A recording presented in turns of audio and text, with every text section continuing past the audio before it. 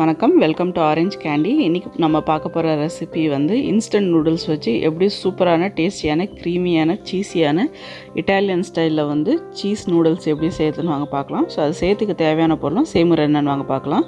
இதுக்கு வந்து நான் 3 பேக்கெட் அளவுக்கு வந்து இன்ஸ்டன்ட் நூடுல்ஸ் எடுத்திருக்கேன். இது வந்து ஒரு பேக்கெட்டை வந்து 4 துண்டாக உடச்சி வச்சுருக்கேன். ஸோ வாங்க இது எப்படி இதுக்கு செய்யறதுக்கு தேவையான பொருள் என்னென்னு வாங்க இப்போ பார்க்கலாம். ஃபஸ்ட்டு வந்து ஒரு கடாயில் வந்து 1 ஸ்பூன் அளவுக்கு வந்து பட்டர் சேர்த்துக்கலாம். பட்டர் வந்து நல்ல ஒரு ஃப்ளேவர் கொடுக்கும். அது கூட வந்து கொஞ்சமாக வந்து எண்ணெய் சேர்த்துக்கலாம் நம்ம. ஸோ பட்டர் நல்லா மெல்ட் ஆனதுக்கப்புறம் 1 ஸ்பூன் அளவுக்கு வந்து பொடியாக நறுக்குனா பூண்டு சேர்த்துக்கலாம். நம்ம பூண்டை ஸ்லைட்டாக வந்து பட்டரில் வந்து வதக்கிக்குங்க.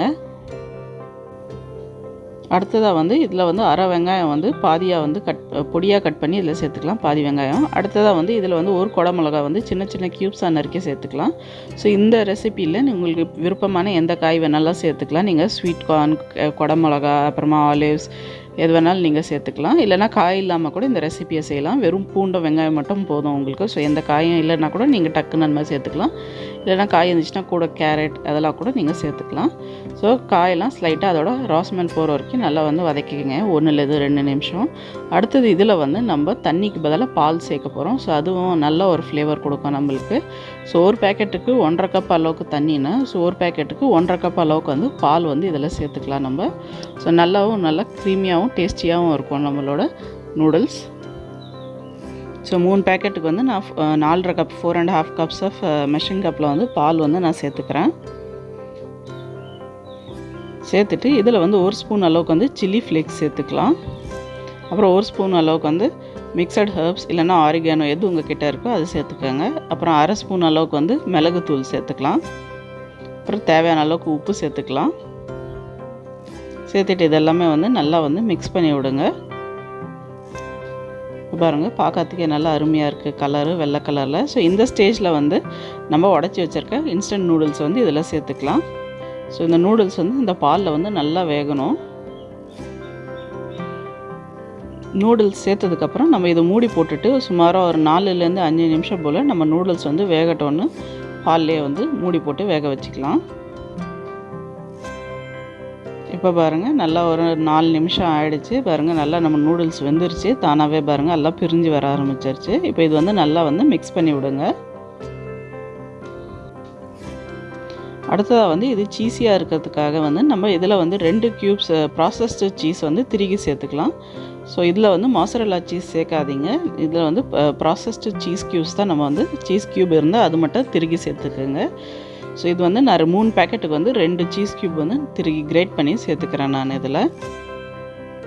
ஸோ இது வந்து நல்லா சீஸியாக இருக்கிறதுக்கு நம்மளுக்கு நல்லா டேஸ்ட்டாக கொடுக்கும். குழந்தைங்களும் இந்த மாதிரி செஞ்சு கொடுத்தீங்கன்னா நல்லா பாலில் வேக வச்சு சீஸ்லாம் ஆட் பண்ணி நல்லா சூப்பராக இருக்கும், க்ரீமியாகவும் சீஸியாகவும் இருக்கும். அவங்களும் வந்து நல்லா விரும்பி சாப்பிடுவாங்க. ஸோ நல்லாவே வந்து 2 க்யூப்ஸையும் வந்து நான் வந்து கிரேட் பண்ணி இதில் சேர்த்துக்கிறேன்.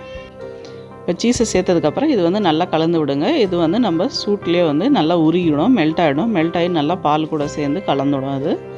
ஸோ நல்ல ஒரு கன்சிஸ்டன்சியும் கொடுக்கும் நம்மளோட. இப்போ சீஸ்லாம் வந்து நல்லா மெல்ட் ஆகிடுச்சு. இந்த ஸ்டேஜில் வந்து நம்மளுக்கு அந்த நூடுல்ஸ் கூட வர டேஸ்ட் மேக்கரை வந்து இதில் சேர்த்துக்கலாம். ஸோ நான் வந்து 3 பேக்கெட் சேர்த்ததுனால 3 பேக்கெட் டேஸ்ட் மேக்கரும் இதில் வந்து சேர்த்துக்கிறேன். சேர்த்துட்டு இது வந்து நல்லா மிக்ஸ் பண்ணி விடுங்க.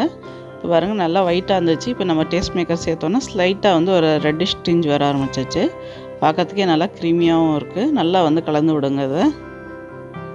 இப்போ இது வந்து மசாலாலாம் வந்து நல்லா மிக்ஸ் ஆகிடுச்சு. இந்த ஸ்டேஜில் வந்து மூடி போடாதீங்க, அப்படியே வந்து நல்லா வந்து வேக விட்டுடலாம் நம்ம. ஸோ நம்மளுக்கு வந்து அந்த சாஸ் வந்து எந்த கன்சிஸ்டன்சி வேணுமோ அந்த கன்சிஸ்டன்சி வரைக்கும் நல்லா ஒரு 3-4 நிமிஷம் வந்து ஓப்பன் பண்ணி வச்சுட்டே வந்து நம்ம வேக விட்டுடலாம். ஸோ ஸ்லைட்டாக நம்ம சாஸ் வந்து நல்லா கொஞ்சம் திக்காகட்டும். இப்போ பாருங்கள், நல்லா ஒரு 3 to 4 மினிட்ஸ் ஆகிடுச்சு. நல்லா நம்ம சாஸ்லாம் வந்து கொஞ்சம் ஸ்லைட்டாக திக்காகிடுச்சு. இதுதான் வந்து கரெக்டான கன்சிஸ்டன்சி. பாருங்கள், நல்லா வந்து கரண்டியில் வந்து பாருங்கள் நல்லா திக்காக கோட் ஆகுது.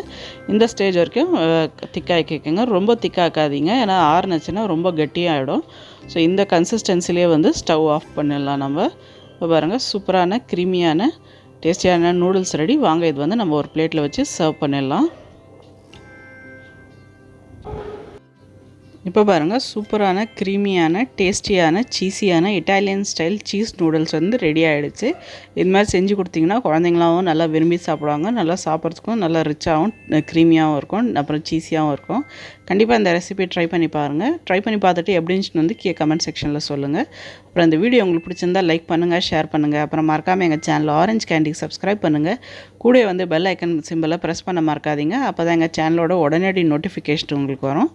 நன்றி, வணக்கம்.